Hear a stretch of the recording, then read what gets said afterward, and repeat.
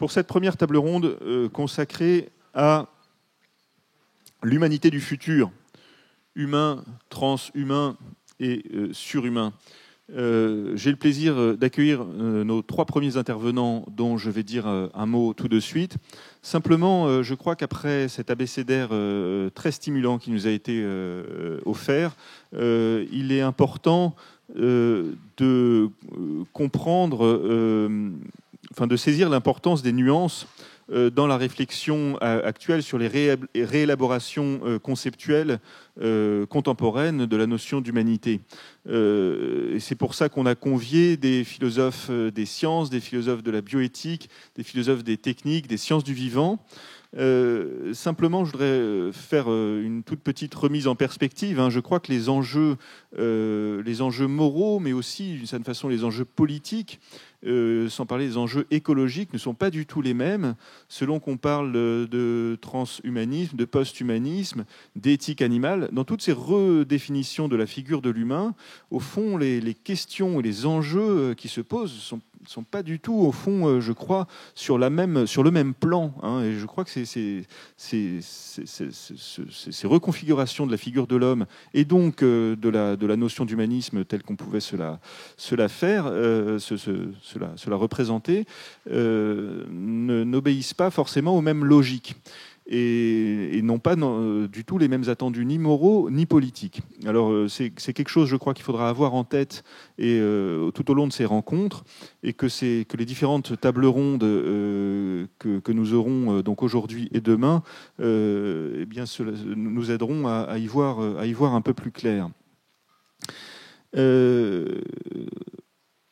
Que veut la critique de l'humanisme ? Au fond, ce sera la question qu'il faudra peut-être avoir en tête tout au long de ces rencontres. Alors, j'ai le plaisir donc de vous présenter les trois intervenants. Bernadette Binsaud-Vincent, tout d'abord, à ma droite, qui est professeure à l'université Paris 1, Panthéon-Sorbonne. Elle est membre de l'Académie des technologies. Elle est membre également du comité d'éthique commun de l'INRA et du CIRAD et de l'IFREMER.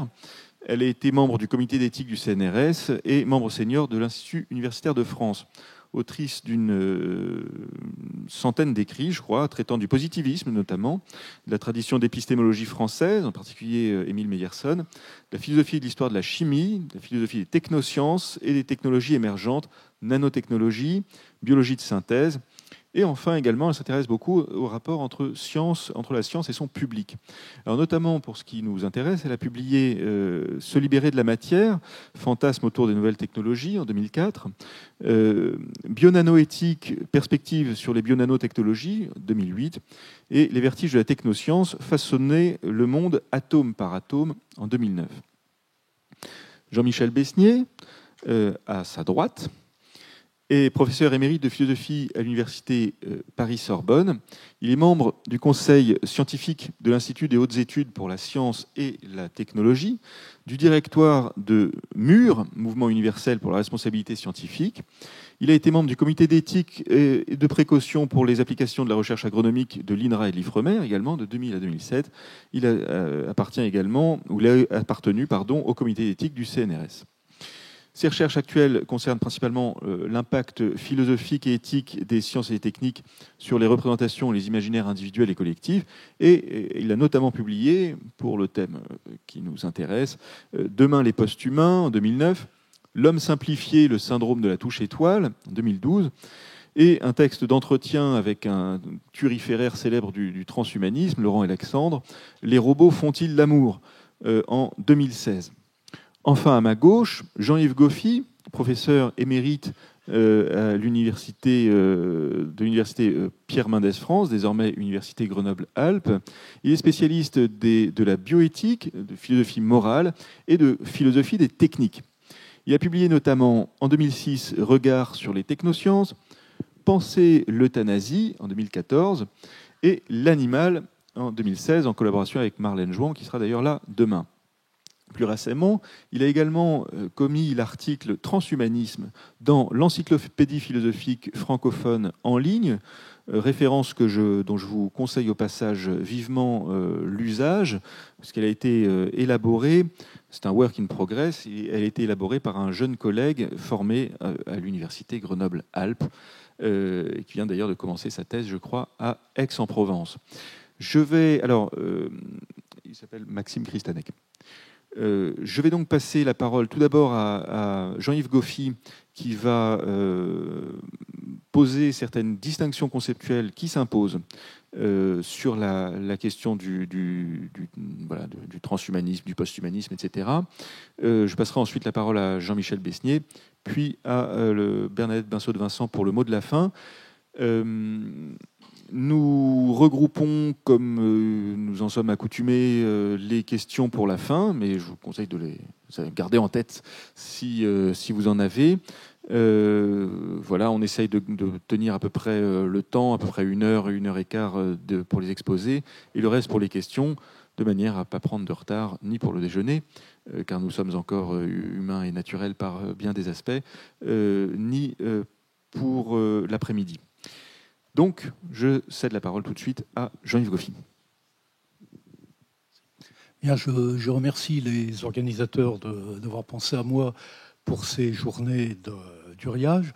Je remercie mon nouveau collègue de sa présentation, en précisant quand même, puisqu'il a été indiqué, les comités d'éthique auxquels ont appartenu ou appartiennent encore les gens qui vont parler à ma suite, que j'ai été membre d'un CCPPRB, c'est-à-dire d'un comité de protection, d'un comité consultatif de protection des personnes se prêtant à la recherche biomédicale, pratiquement à la création de l'institution, et que j'ai été aussi au comité d'éthique de l'INRA avant qu'il ne soit fusionné avec l'IFREMER. Bien. Alors, ces choses étant dites, je voudrais commencer en fanfare en m'inscrivant en faux contre une affirmation qui a été avancée tout à l'heure par mon ami Jean Caunes et qui consiste à assimiler posthumanisme et transhumanisme. Je pense que ce n'est pas du tout la même chose et le sens de mon intervention, ça va être précisément de faire apparaître les différences entre les deux pour vous donner une idée de ce qu'est le programme transhumaniste à proprement parler.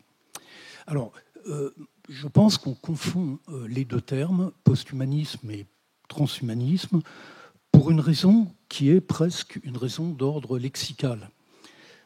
En effet, vous avez dans les deux cas humanisme et puis un préfixe post dans un cas, trans dans l'autre cas. Post, c'est ce qui vient après, trans, c'est ce qui va au-delà. Et donc, en apparence, c'est très simple. Le posthumanisme, c'est ce qui vient après l'humanisme, et le transhumanisme, c'est ce qui va au-delà de l'humanisme. Alors, je pense que cette symétrie est une fausse symétrie, qu'elle est trompeuse, et en fait, ce que je voudrais essayer d'expliquer maintenant en quelques mots, c'est que le mouvement qu'on appelle posthumaniste prétend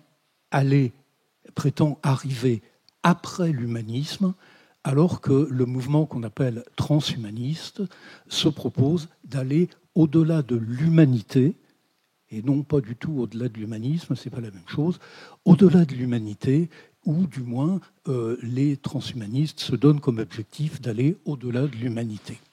Donc la thèse très simple que je vais simplement essayer d'étayer par quelques réflexions, c'est que le posthumanisme est un mouvement qui prétend venir après l'humanisme, tandis que le transhumanisme, c'est un mouvement qui prétend aller au-delà de l'humanité. Alors, on va essayer de préciser un petit peu ce qu'on peut entendre par posthumanisme. Les posthumanistes, des gens comme par exemple Donna Haraway, peut-être Peter Sloterdijk, peut-être Thierry Hockey, mais il sera là bientôt, donc il le dira bien mieux que moi, sont des gens qui visent une configuration de l'humanisme, qui visent une construction appelée humaniste et qui prétendent que cette construction, pour des raisons que j'expliquerai dans quelques instants, est une construction instable et intenable. Alors, je vais essayer, en 8 points, de préciser ce que les posthumanistes entendent par humanisme. Je ne prétends pas qu'ils ont raison, je crois même que sur certains points, ils se trompent lourdement, mais ils ont construit une espèce de type idéal de l'humanisme et ils disent c'est ce type idéal qui n'est pas tenable, c'est ce type idéal que l'on doit dépasser. Donc en 8 points, imaginons que ce soit le post-humanisme pour grands débutants, en 8 points, quelle idée les gens qui se réclament du post-humanisme se font-ils de l'humanisme? Alors les 4 premiers points, ça concernera les rapports de l'homme au monde, et les 4 points suivants, le rapport des hommes entre eux. Je précise bien, à nouveau, que ce n'est pas l'idée que je me fais, moi, de l'humanisme, forcément, mais plutôt l'idée que les post-humanistes s'en font. Alors, premier point qui concerne le rapport de l'homme au monde. Le sujet de l'humanisme classique est conçu par les transhumanistes comme un être de liberté déterminé de part en part, comme un être de liberté dans un univers qui est, pour sa part, déterminé de part en part. Disons les choses autrement, les êtres de nature sont agis de l'extérieur par des lois physiques ou par des instincts sur lesquels ils n'ont pas vraiment prise. Si on lâche une pierre, elle tombe selon un mouvement 1,5 de GT2, et elle ne peut rien y changer. Et donc, dans cet univers entièrement déterminé, les êtres humains sont conçus comme des êtres de liberté. C'était le premier point. Deuxième point, puisque le monde physique est soumis de part en part à une causalité de type déterministe, les êtres qui le constituent sont à la disposition de l'homme et il est, cet univers physique, un espace à aménager et à conquérir plus qu'un cosmos, comme c'était le cas dans la pensée grecque. Donc, deuxième point, le monde étant un univers déterminé de part en part, par la technique, les hommes ont la possibilité d'agir sur lui comme il leur semble bon et avec des limites qu'eux seuls peuvent déterminer s'ils considèrent qu'il est intéressant d'en déterminer. Troisième point, les hommes ne sont pas seulement des êtres pratiques qui agissent par la technique sur les choses, mais ils peuvent aussi adopter un point de vue désintéressé sur le monde. Lorsque ce point de vue met en œuvre une visée cognitive et théorique, on a affaire au sujet de la science. Donc, c'était le troisième point. Quand l'être humain est capable de se détacher de ses intérêts immédiats, le regard qu'il porte sur le monde, ce n'est pas celui d'un espace à aménager, mais c'est celui d'un ensemble de phénomènes sur lesquels il est possible de dire quelque chose en termes nomologiques, c'est-à-dire par des lois. Enfin, quatrième point, si ce point de vue désintéressé fait complètement abstraction de toute visée cognitive, c'est le point de vue esthétique, comme on voit chez Kant, le regard désintéressé qui fait apparaître une finalité sans fin dans les choses et qui fait apparaître, pour cette raison, leur caractère supposé d'être belle. Donc, les post-humanistes considèrent que l'humanisme classique, lorsqu'il est question de penser les rapports de l'être humain au monde, se rattache à ces 4 points. Maintenant, qu'est-ce qu'il est, quand on pense cette fois-ci au rapport des hommes entre eux, des êtres humains entre eux, quelles sont les caractéristiques que les post-humanistes attachent à l'humanisme qu'ils critiquent? Eh bien, premier point, on va déjà penser l'espace public. Qu'est-ce que c'est que l'espace public? L'espace public, c'est un espace où l'arbitraire de la volonté des sujets sont soumis à des règles et à des règles de droit. Le sujet est alors considéré comme une personne juridique.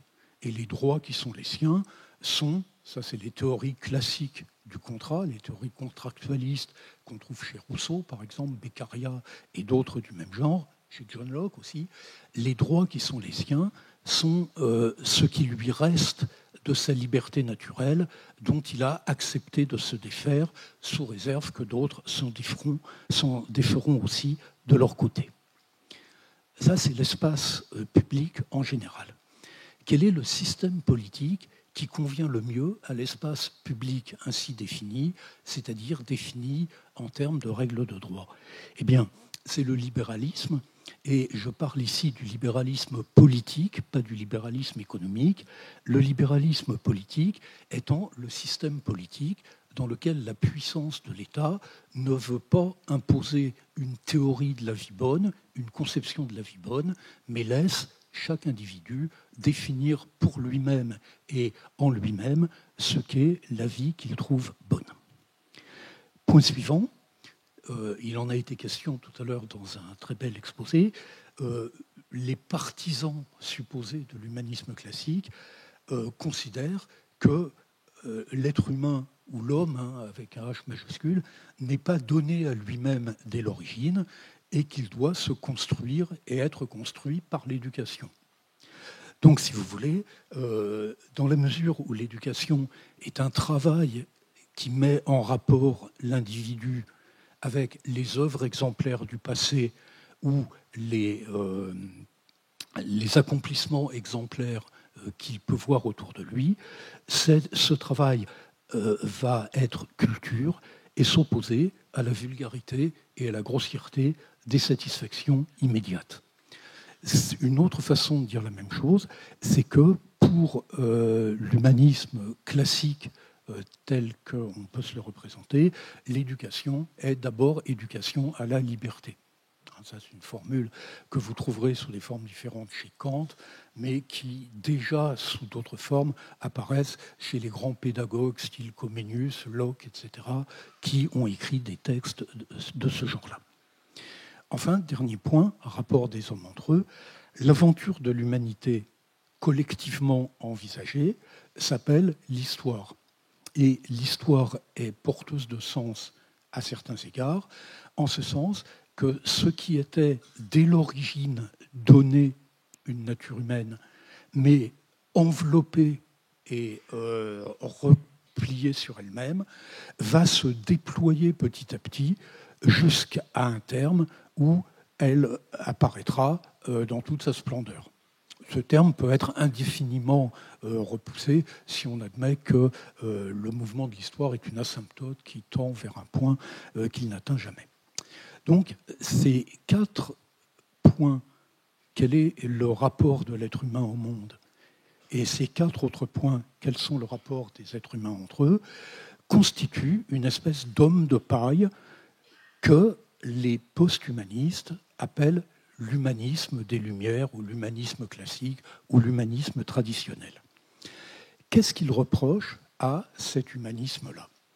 Eh bien, ils considèrent que cet humanisme, tel que j'ai essayé d'en faire apparaître les traits saillants, repose sur des dichotomies cachées, sur des dichotomies quelquefois inavouées et inavouables, et s'est construit sur des oppositions qui n'existent pas réellement. Alors tout à l'heure, Aurélien Barraud vous en a mentionné une, l'homme, l'animal. C'est un grand classique. Quand il s'agit de définir les animaux, on les définit comme une somme de manque, et tout ce qui manque, c'est précisément ce que les humains ont. Mais vous avez d'autres oppositions, naturelles, artificielles, masculin, féminin, homme, machine, individu, réseau, naturel, artificiel, et ainsi de suite. Donc, les post-humanistes considèrent que les tenants de l'humanisme classique ont fondé leur conception de l'être humain sur des oppositions telles que celles que je viens de mentionner, et ils veulent, eux, s'installer après ces oppositions. Alors, à quoi on les reconnaît? Eh bien, si vous voulez, institutionnellement, c'est le champ, à mon avis, pas très fécond des studies, avec post-colonial studies, cultural studies, gender studies, etc., où, à chaque fois, il est question, pas de critiquer, parce que critiquer, c'est encore rationnel, mais de déconstruire des oppositions dont on considère qu'elles n'ont pas lieu d'être. Ça, c'est le post-humanisme. Qu'est-ce qu'on peut retenir de ça? Les post-humanistes considèrent, à mon avis, ils ont tort, mais ils considèrent que les plus lucides d'entre nous sont déjà des post-humanistes, qu'ils n'ont pas à le devenir parce que, tout simplement, ils sont parvenus à un état de maturation intellectuelle qui leur permet de repérer la fausseté des dichotomies sur lesquelles l'humanisme classique est construit. Et donc, les post-humanistes considèrent qu'ils sont déjà, qu'ils existent déjà, qu'ils opèrent déjà, qu'ils opèrent leur déconstruction à droite et à gauche, et que, à certains égards, nous sommes déjà des post-humanistes. Maintenant, le transhumanisme. Je vous ai dit il y a quelques instants, les transhumanistes ne veulent pas s'installer après l'humanisme, mais ils veulent aller au-delà de l'humanité. Et c'est quelque chose de tout à fait différent. Alors, je me permettrai de citer quelqu'un qui m'a cité, puisque ça a été fait tout à l'heure. Les transhumanistes, ils ont un point de vue tout à fait particulier sur la nature humaine. Pour nous, la nature humaine, même si, comme Jean-Paul Sartre, on préfère parler d'un variant culturel ou, comme certains d'existentiaux plutôt que de termes essentiels,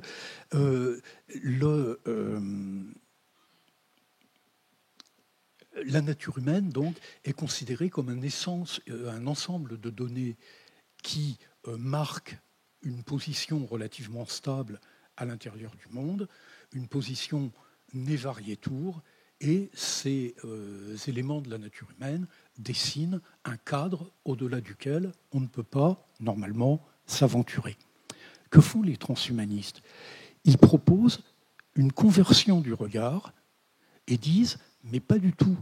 Cette condition naturelle que vous croyez être donnée avec l'action de Dame Nature, c'est une condition pathologique parce que nous mourrons, nous vieillirons, nous tomberons malades, nous serons victimes de la maladie d'Alzheimer, et que tout ça, pour être inscrit dans ce que nous sommes actuellement, ça n'est pas inscrit pour toujours. » Il se propose donc, si vous voulez, par le biais de transformations radicales du cerveau, du corps et autres, de construire un homme nouveau et de construire une condition humaine qui échappe à toutes ces limites que nous tenons pour naturelles. Alors, qu'est-ce que ça pourrait être? Les capacités d'un être qui serait libéré de sa condition biologique, pathologique, parce qu'elle est biologique. Max More, qui est un des premiers transhumanistes, a indiqué ce que pourraient être des capacités grandement améliorées et le type d'amélioration qu'il serait possible de leur apporter. Par exemple, développement des capacités perceptives au-delà de ce qui est accessible aux êtres vivants et création de nouveaux sens. Par exemple, on pourrait très bien imaginer, dans une perspective transhumaniste, que technologiquement, on rende les êtres humains capables de capter des ultrasons comme le sont actuellement les chauves-souris. Ensuite, amélioration de la mémoire et de l'intelligence, accès à un niveau accru de la conscience de soi, correction des émotions dans le sens d'une élimination des réactions irrationnelles, incorporation toujours plus fine de nouvelles technologies, reconfiguration de la forme et des fonctions du corps de façon à aller au-delà des capacités intellectuelles et physiques de l'humanité biologique, renversement de la tyrannie du vieillissement et de la mort, c'est-à-dire non pas nécessairement la promesse de l'immortalité, mais au moins la promesse d'une mortalité indéfiniment différée. Et vous voyez ici qu'on n'est plus du tout dans le même schéma. Il ne s'agit pas, par la critique, par la déconstruction, par l'élaboration de nouvelles catégories, d'aller au-delà de l'humanisme. Il s'agit, par des interventions techniques, alors techniques au sens large, qui peuvent être biologiques, bioniques, informatiques ou tout autre du même genre. Il s'agit de se défaire d'une condition biologique tenue pour insuffisante et incomplète. Alors, je terminerai là-dessus. Il existe, par exemple, un texte de Max More qui est un texte absolument remarquable et qui s'appelle « A Letter to Mother Nature », une lettre à Mère Nature. Vous le trouvez sur Internet. Hein. Vous tapez Max More « Letter to Mother Nature » et le texte apparaît. Alors, que fait Max More ici ? Eh bien, il dit Mère Nature, merci pour tout. Tu nous as mis au sommet de la création à certains égards. Tu as fait de nos cerveaux les objets les plus complexes et les plus sophistiqués qu'on puisse imaginer. Merci. Mais quand même, depuis quelques centaines de milliers d'années, tu fais plus grand-chose. Tu nous laisses nous débrouiller avec des maladies, avec des phénomènes comme le vieillissement, etc., etc. Il est temps de mettre fin à cette évolution darwinienne qui propose par tâtonnement et qui progresse par tâtonnement et par bricolage. Il est temps de prendre nous-mêmes en main notre évolution. Merci Mère Nature, mais maintenant on s'émancipe de ta tutelle et on construit nous-mêmes l'humanité qui nous semble désirable. Alors, est-ce qu'on peut, comme ça a été fait tout à l'heure, traiter ça comme des symptômes d'une vie dépressive, d'une vie finissante, du nihilisme, etc. Moi, je suis très perplexe quand j'entends parler de symptômes en dehors de la médecine. Là, je suis un positiviste à ras des pâquerettes. La littérature qui prétend trouver des symptômes ailleurs qu'en médecine, je m'en méfie pas mal, mais il faut bien voir en tout cas que les transhumanistes, quoi qu'on pense de leur projet, sont des gens qui ont un projet clé en main de construction d'une humanité future et pas seulement de dépassement de catégories culturelles obsolètes. Voilà, je vous remercie.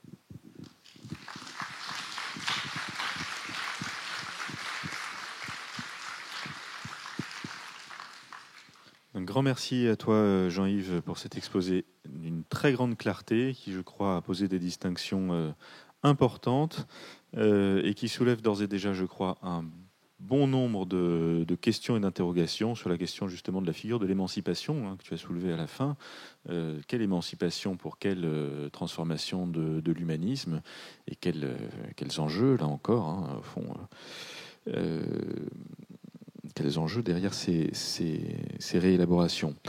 Je vais donc passer la parole à Jean-Michel Besnier, comme je le disais, qui va prolonger cette critique du transhumanisme par une dimension un peu informée, notamment d'une dimension dont tu as finalement pas tant de parler que ça, qui est au fond la dimension prophétique. Tu as critiqué le discours médical, ou disons la propension d'un discours rationnel à voir des symptômes sur des objets qui ne correspondent pas, soit des corps collectifs ou des sociétés ou des cultures, qui ne correspondent pas à la catégorie de symptômes.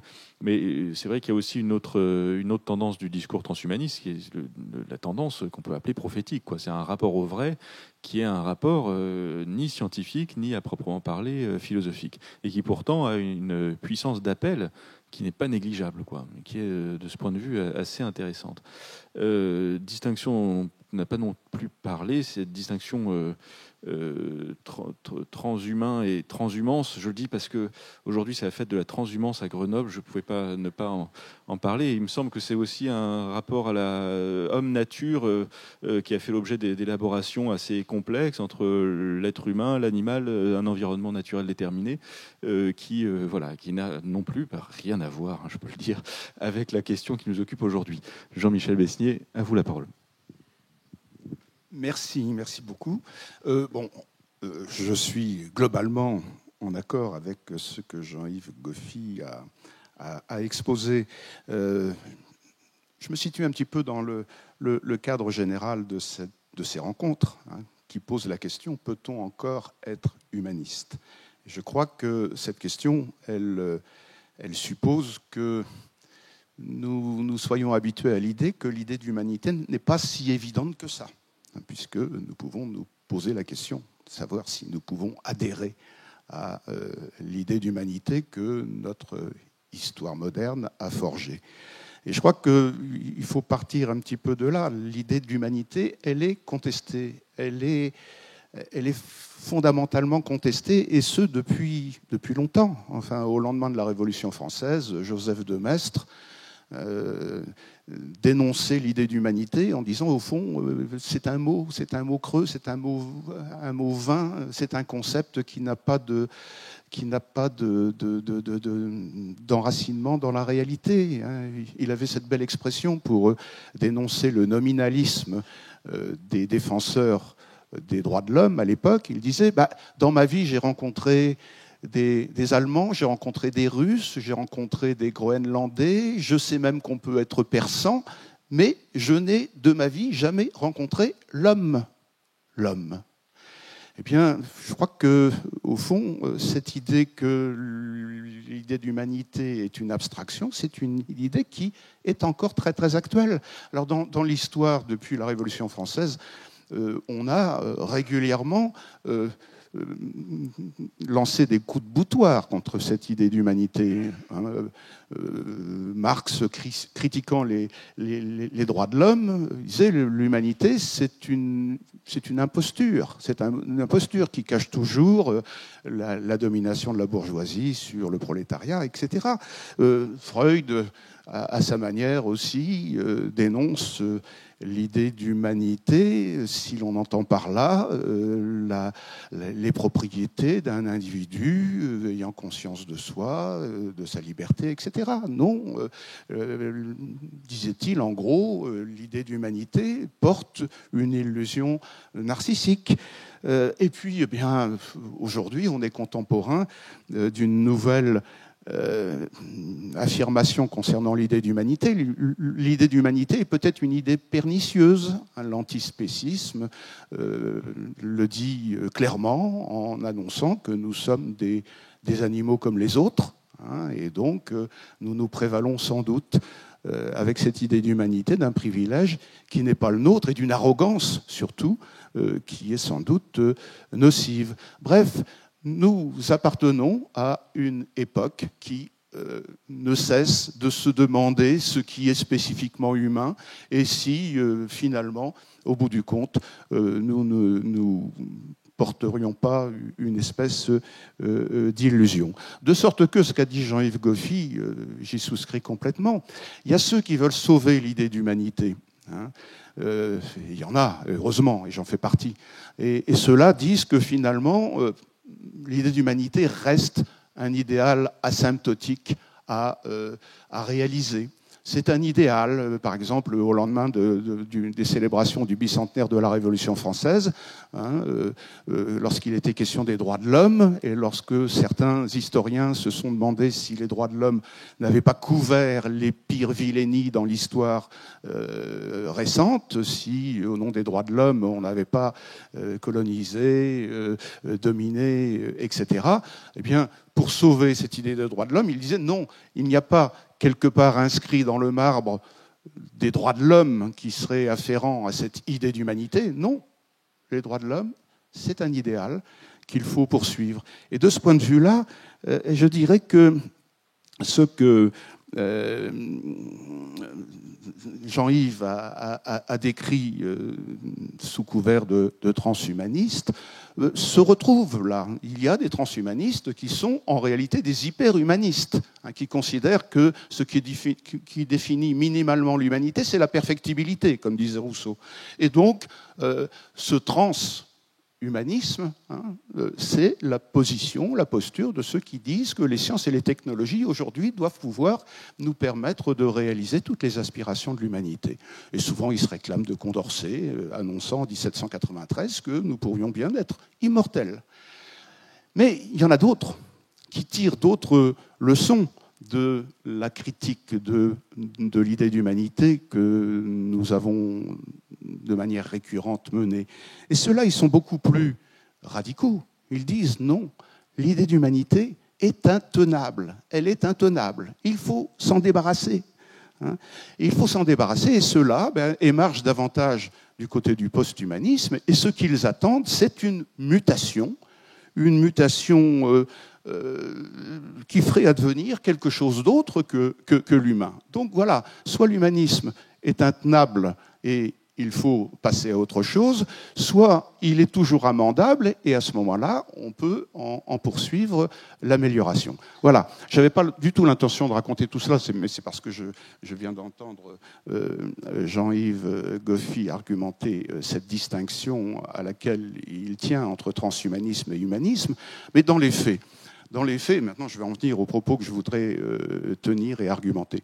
Dans les faits, lorsque nous parlons de transhumanistes, on parle de gens extrêmement éclatés, qui sont effectivement soit des super-humanistes plutôt gentillés, ou alors des méchants qui veulent que l'humanité se dessaisisse d'elle-même. Jean Caunes a évoqué les NBIC. Bon, moi, je crois que si on veut vraiment dire des choses topiques, pertinentes à propos des transhumanistes, il faut se référer à ce qui est leur manifeste implicite et qui est ce fameux rapport remis au gouvernement américain en 2003, un rapport intitulé « Convergence technologique pour l'augmentation des performances humaines » et qu'on a résumé justement derrière l'acronyme NBIC. Le rapport NBIC, c'est en gros le manifeste qui fonde d'ailleurs l'essentiel des politiques de recherche des pays développés aujourd'hui. Et ce qui m'intéresse dans ce rapport, c'est précisément les pages introductives de ce gros rapport qui fait près de 500 pages et qu'on trouve d'ailleurs sur Internet. Les premiers mots de ce rapport sont les suivants. Nous sommes à la veille d'une nouvelle renaissance. Nous sommes à la veille d'une nouvelle renaissance. Il faut savoir que l'un des deux rédacteurs de ce rapport est un sociologue des religions, Ben Bridge. Les deux auteurs, c'est Rocco et Ben Bridge. Ben Bridge est un sociologue des religions. Donc, qu'on emploie le terme « renaissance », ça n'est pas un hasard. Nous sommes à la veille d'une renaissance. Ils ne disent pas que nous sommes dans la révolution, que nous sommes en train d'opérer une révolution. Ils font très pertinemment la distinction entre la renaissance et la révolution. Et ça me paraît capital. Si on ne comprend pas ça, on ne comprend pas, en gros, l'esprit des prophéties des transhumanistes. Si on est du côté de la Renaissance et non pas du côté de la Révolution, on est étranger à l'idée de progrès. La Renaissance n'est pas une idéologie du progrès. La Renaissance est plutôt, surtout telle qu'elle est aujourd'hui sollicitée, est du côté d'une idéologie de la rupture. Les transhumanistes ne veulent pas le progrès, ne pensent pas en termes de progrès, même si ils mettent en avant les innovations technoscientifiques pour argumenter leur point de vue, mais ils sont des penseurs de la rupture. Ce qu'ils nous annoncent, c'est que nos sciences et nos technologies vont constituer une cassure qu'ils appellent d'ailleurs de différents noms. Il y a ceux qui parlent du point oméga, il y a ceux qui parlent de la singularité, il y a ceux qui parlent du successeur, etc. Mais en tout cas, ce qu'ils nous disent, c'est que nous sommes en train de développer des sciences et des technologies telles qu'à un moment donné, ce que nous sommes va devenir intenable. L'idée d'humanité sera effectivement intenable. Donc je crois que c'est très important d'avoir ça présent à l'esprit, sans quoi on ne comprend pas la portée de ces prophéties et on ravale le transhumanisme à un progressisme dans la lignée du siècle des Lumières et on dit aujourd'hui on va passer à la vitesse supérieure, donc on sera dans un hyperhumanisme. Eh bien je crois que ça n'est pas du tout ça. Au fond, les transhumanistes, la plupart des ténors des transhumanistes, considèrent tous que l'humanité est une aventure qui trouve sa fin aujourd'hui. L'humanité est née dans la sélection naturelle, elle a été elle a survécu, elle a développé l'histoire, la culture, etc. Tous les adjuvants qui lui ont permis non seulement de survivre, mais de s'imposer. Mais là, on arrive pratiquement au terme. Et cette humanité qui tourne court, eh bien, elle va devoir trouver une relève. Il y a ceux qui disent même beaucoup plus crûment que l'humain est depuis le départ un raté. Un raté. C'est un raté dans l'évolution. Il n'y avait pas de raison qu'on soit dans l'état dans lequel nous sommes. Enfin, et ceux-là, d'ailleurs, quand ils sont très, très documentés, ils font cela à la spiritualité qu'on a appelée gnostique. Vous savez, dans les 2 premiers siècles de la chrétienté, il y a eu une hérésie qui s'est développée, qu'on a appelée la gnose. Et les gnostiques, ils avaient tous effectivement le même langage. Ils disaient l'humanité, le monde même, le monde est une erreur, le monde est une aberration. Le Dieu de la Bible est un imposteur qui nous a mis dans une situation calamiteuse.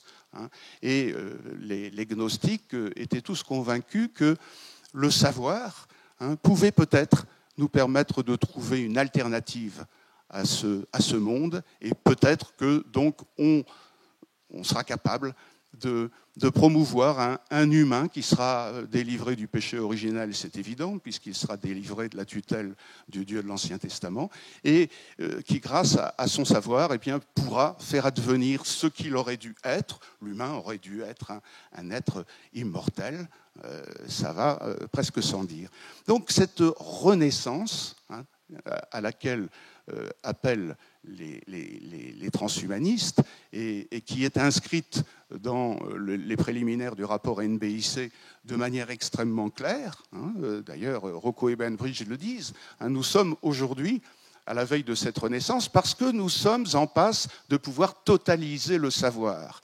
Nous avons un savoir qui touche aujourd'hui l'échelle nanométrique, le 1 milliardième de mètre, l'infiniment petit. Nous avons un savoir qui, du côté de l'astrophysique, nous ouvre des lumières absolument considérables. Et puis, entre deux, nous avons un savoir qui nous éclaire de plus en plus sur le système le plus compliqué qui soit, à savoir notre cerveau. Donc, aujourd'hui, nous sommes presque, comme Pic de la Mirandole, capables d'annoncer que ce savoir totalisant, nous le touchons. Et nous avons un savoir qui va nous permettre d'échapper aux limites.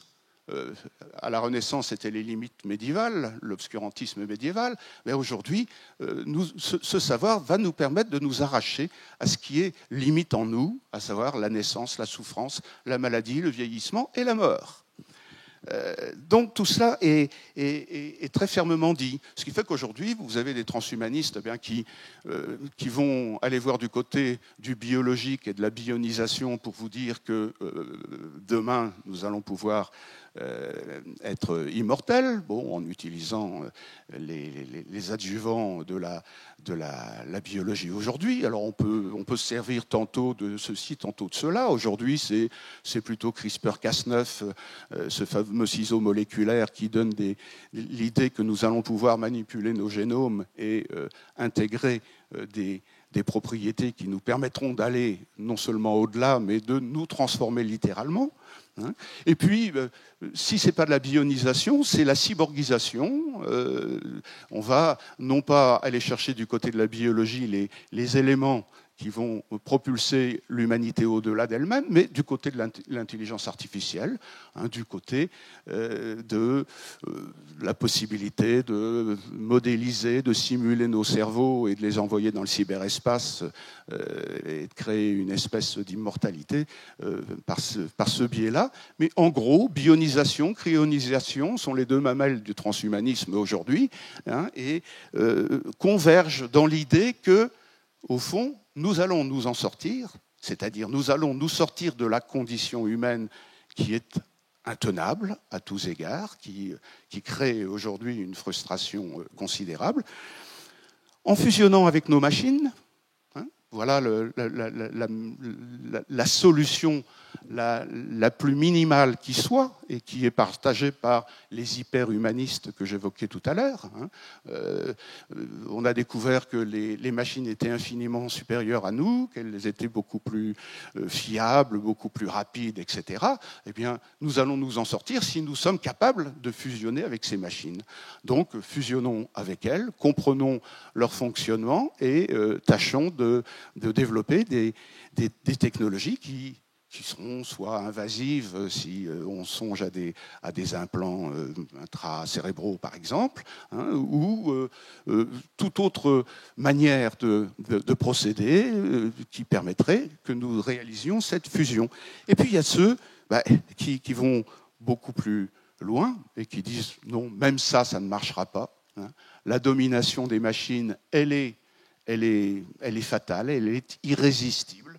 Et donc, même cette fusion, elle n'est plus pensable. Aujourd'hui, il faut simplement se préparer à voir émerger une autre espèce qui nous mettra dans la préhistoire, qui nous réduira à l'état de chimpanzés. Nous serons les chimpanzés du futur, rien de plus. De toute façon, l'avenir n'est plus pour nous. Tout ce que nous pouvons faire, c'est d'accueillir cette rupture comme un destin. Alors, quelques mots pour conclure.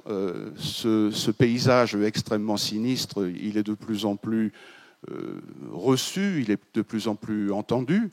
Il n'empêche qu'il peut susciter chez certains une espèce d'euphorie. Chez d'autres, c'est de la frayeur. En gros, quand même, et je clôt sur mes premières considérations relatives aux propos de Jean-Yves Goffy, on est dans quelque chose comme une haine de soi.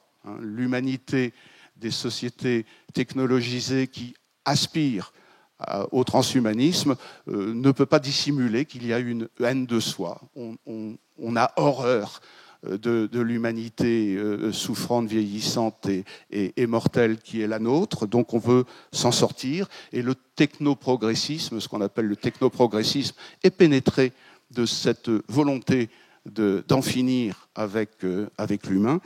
Et si on n'est pas dans la haine de soi, on est au moins dans cette fatigue d'être soi que décrivait Alain Ehrenberg, et pour lequel j'ai essayé de montrer que les ressorts de ce qu'on appelle la technolatrie, l'adoration des machines, est très profondément dépendante de cette espèce de fatigue d'être soi. Au fond, les phénomènes d'addiction aux machines, pour le dire simplement, sont souvent diagnostiqués par les psychothérapeutes comme le revers d'une espèce de lassitude, de dépression, cette fatigue d'être soi qui nous incline à nous détourner de nos contemporains pour plutôt fréquenter l'univers des machines. Alors, qu'est-ce qu'il faudrait faire contre tout ça? Quel type de résistance on peut mettre en place? J'ai été sensible à certains propos qui ont été tenus dans l'abécédaire, et notamment les propos de M. Carlet à propos de Paideia. Je crois que nous sommes dans un contexte où nous cédons à trop de désymbolisation. Et la résistance consisterait, à mon sens, à retrouver le symbolique en l'humain. Qu'est-ce que c'est que le symbolique en l'humain? C'est au moins trois choses. C'est le fait que nous sommes des êtres de langage, des êtres de dialogue, des êtres de signes, et pas des animaux ne réagissant qu'à des signaux. Nous sommes des êtres qui possédons une intelligence dont on ne parle jamais dans les termes où il faudrait en parler. Qu'est-ce que c'est que l'intelligence chez un humain?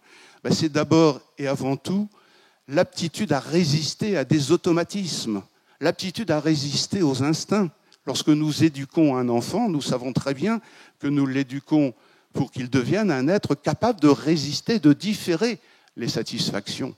Et ça, c'est extrêmement important. Ça fait partie, c'est le fondement même de la culture qui ajourne la nature, qui la diffère. Et puis enfin, nous sommes des êtres symboliques parce que nous sommes capables de gratuité. Nous sommes capables de gratuité. Vous me direz que les animaux supérieurs aussi, vraisemblablement, ils sont capables de jouer. Hein. Mais cette aptitude à la gratuité, elle fait que nous ne sommes pas des êtres qu'on peut réduire simplement aux instruments, à l'utilité et aux impératifs économiques. Eh bien, sachons résister aux prophéties ou simplement aux représentations mentales générées par les transhumanistes, en sollicitant en nous ces aptitudes qui sont celles de notre vocation au symbole. Voilà, je vous remercie. Un très grand merci pour ce bel exposé qui commençait par la critique des droits de l'homme pour se terminer sur la défense d'un humanisme symbolisé, un humanisme symbolique, d'ailleurs pas sans rappeler par certains aspects Joseph de Maistre, aspect réactionnaire non compris peut-être. C'est alors bon, puis aussi pour effectivement cette focalisation sur l'aspect d'une certaine façon spirituel, étrangement spirituel du transhumanisme technologique. Merci aussi pour la métaphore des 2 mamelles, qui du coup justifie a posteriori ma référence à la transhumance, puisque c'est l'une des 2 mamelles de la Renaissance. En plus, c'est Sully, je crois, Henri IV. Enfin, on est au XVIe siècle qui est là. Bon, blague à part, Bernadette Binceau de Vincent, je crois, va parfaitement s'inscrire dans la continuité des 2 précédents exposés, puisqu'elle va s'interroger plus précisément, je crois, mais je parle sous son contrôle, évidemment, plus précisément aux naïvetés en fait scientifiques et technologiques sur lesquelles se fonde précisément l'imaginaire transhumaniste. Je lui cède la parole. Bien, merci beaucoup et merci pour l'invitation dans ces rencontres que je trouve très stimulantes. Oui, je m'intéresse au transhumanisme de manière très indirecte, par le biais de la foule de mes étudiants qui veulent travailler sur le transhumanisme. Et j'avoue que je ne comprends pas cette fascination pour le transhumanisme. Et donc, j'ai eu des étudiants qui ont fait des mémoires, des thèses, et ils m'ont beaucoup appris parce qu'ils ont fait du travail de terrain, y compris s'embarquant dans les associations transhumanistes pour voir ce qu'ils font. Qui sont ces gens-là ? Et il ressort de ce que m'ont appris mes étudiants et que le transhumanisme est précisément, me semble-t-il, à replacer dans le contexte de la post-humanité que décrivait Jean-Yves Goffy, c'est-à-dire de la post-modernité, d'une certaine de l'abolition des grands partages de la modernité entre nature et technique, entre le vivant, le non-vivant, entre nature et culture, entre science et technique, et donc un certain brouillage de nos repères culturels. Et en même temps, et là je souscris tout à fait à ce qu'a dit Jean-Michel tout à l'heure, on ne croit plus au progrès. Et les transhumanistes ne croient plus au progrès, c'est-à-dire à cette ascension des humains qui peu à peu s'émancipent des déterminismes naturels. Et naturellement, grâce aux techniques, eh bien, on va petit à petit s'émanciper. Ça ne se fait pas tout seul. La technique toute seule ne va pas nous émanciper des déterminismes biologiques, en l'occurrence. Il faut faire quelque chose.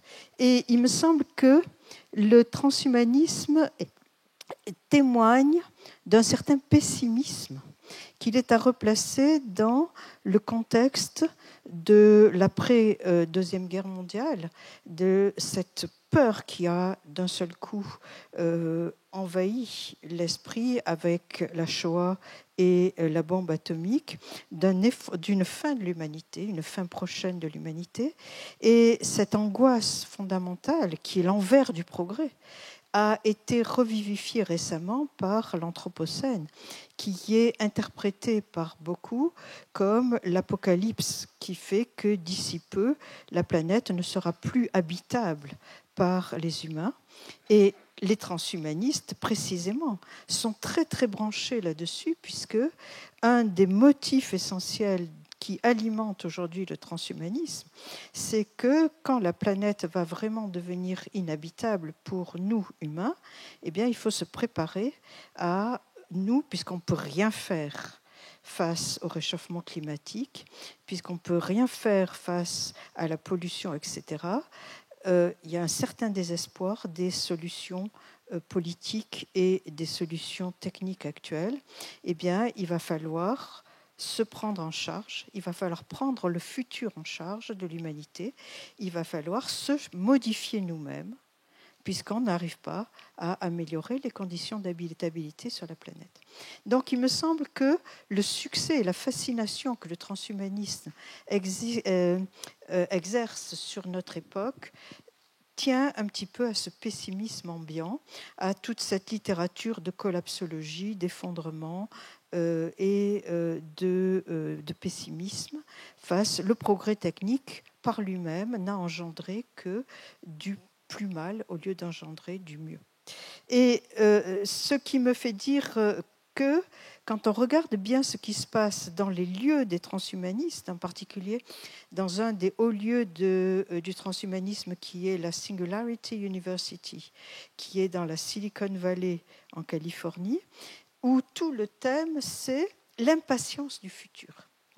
Il s'agit, c'est la devise même de la Singularity University qui a été fondée par Ray Kurzweil, qui est un des fondateurs aujourd'hui, enfin qui travaille chez Google aujourd'hui, mais qui est un des fondateurs d'Intel et du grand mouvement de l'informatique. Eh bien, la devise, c'est « préparons le futur ». Préparons le futur, prenons le futur en main. On ne sait pas de quoi va être fait le futur.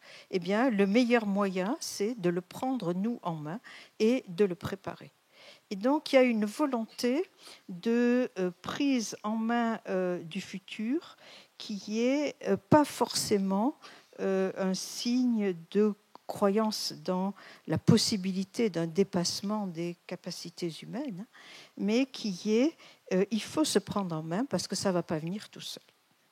Et il y a donc une certaine fascination pour les techniques, notamment les NBIC, puisque c'est dans le haut lieu d'ailleurs du développement des NBIC sur la côte Est et la côte Ouest.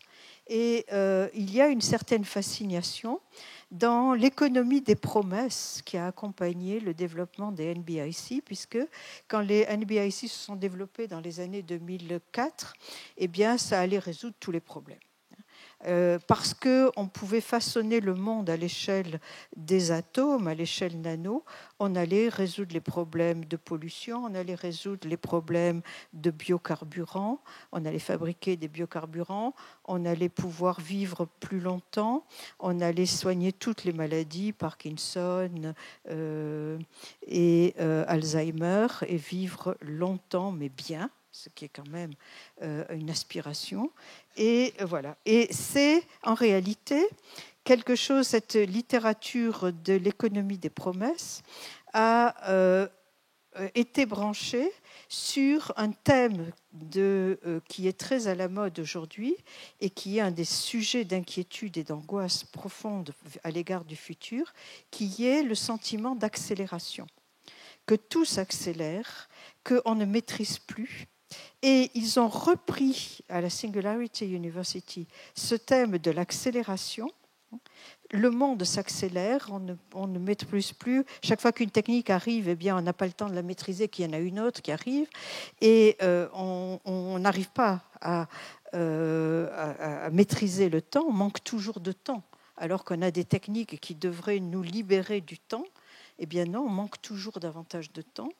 Eh bien, ils ont repris ce thème de l'accélération, qui est un thème d'angoisse maximale, en essayant de lui donner un sens positif, de le tourner en sens positif, avec cette idée que cette accélération, cette croissance exponentielle des techniques allait nous amener à un point de singularité, où il y aurait ce que Jean-Michel évoquait tout à l'heure, une mutation possible des humains en quelque chose de mieux. Mais cette mutation des humains en quelque chose de... c'est une techno-utopie complète. C'est-à-dire que c'est un rêve d'une technique qui va nous changer tout à fait de manière très, très radicale. Et elle repose sur une méconnaissance profonde des techniques.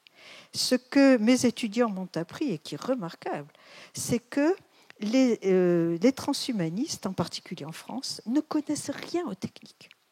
Ce sont des doux rêveurs, ce sont souvent des enseignants, etc., qui éprouvent une certaine angoisse et qui ont peur des techniques, qui ne connaissent rien aux techniques. Ce ne sont pas des ingénieurs qui bricolent ou qui font de la biologie de garage, pas du tout. Ils n'y connaissent rien. Et ils en ont peur.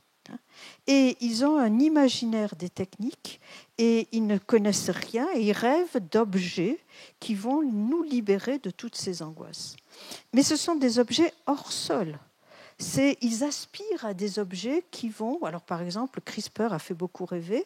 Tu as évoqué CRISPR, cette méthode des ciseaux moléculaires qui devrait nous permettre non seulement de changer des tomates pour avoir des bonnes tomates et en même temps qui durent, mais qui devrait aussi nous permettre de vivre plus longtemps parce que ça réanimait l'objectif de la thérapie génique, de pouvoir changer les humains. Mais cette aspiration, c'est une aspiration qui méconnaît que les techniques, et notamment les techniques informatives et les techniques cognitives, ont un coût environnemental, un coût énergétique, qu'en particulier les grands centres et les grands serveurs qui permettent toutes les communications et toutes les augmentations dont ils rêvent ont un coût énergétique. C'est pour ça qu'on les place là-haut et que ça consomme beaucoup d'énergie et que ça a un coût en matière, que la plupart des objets qui sont dans nos appareils informatiques sont en voie d'extinction et de disparition, notamment les métaux rares et les terres rares, et donc ça a un coût. Alors, ils ne veulent rien en savoir. Ils ont une indifférence complète aux problèmes environnementaux, et ils ont donc tout cet imaginaire technologique pessimiste, mais aucune réalité. Ils pensent les objets techniques comme des objets hors sol, qui n'ont pas à évoluer dans la nature, et qui sont même hors société, parce qu'ils se moquent complètement de l'acceptabilité sociale de ces objets. Qui les désire vraiment, ces objets ? Ils ont un désir assez individuel de se sauver peut-être, parce qu'ils ont un sentiment de malaise, mais aucune conscience politique et surtout aucune conscience technique. Savoir qu'un objet technique, c'est un objet qui s'inscrit dans un milieu associé et qui ne fonctionne que grâce à ce milieu associé et qui fonctionne dans un milieu social où il aide et où il participe à la vie sociale, ça, ils ne le connaissent pas. Donc le transhumanisme, pour moi, c'est une techno-utopie qui méconnaît profondément le statut des objets techniques et le statut de la technique. Et pour nous guérir du transhumanisme, je ne vois qu'une solution, c'est de mieux connaître les techniques et peut-être de mieux aimer paradoxalement les techniques. Mais les techniques au sens où les techniques participent de la vie humaine et les techniques participent précisément de la culture humaine et de la vie en société humaine. Donc c'est une échappée pour moi, c'est pour ça que je trouve le transhumanisme absolument inintéressant Et j'ose pas utiliser le mot de symptôme après ce que tu as dit, Jean-Yves, mais c'est le symptôme d'une profonde méconnaissance de la matérialité des techniques dans notre culture. Et je trouve cette méconnaissance de la matérialité des techniques, cette espèce d'évasion dans des techniques imaginaires et des techniques purement informationnelles, profondément, pour moi, préoccupant.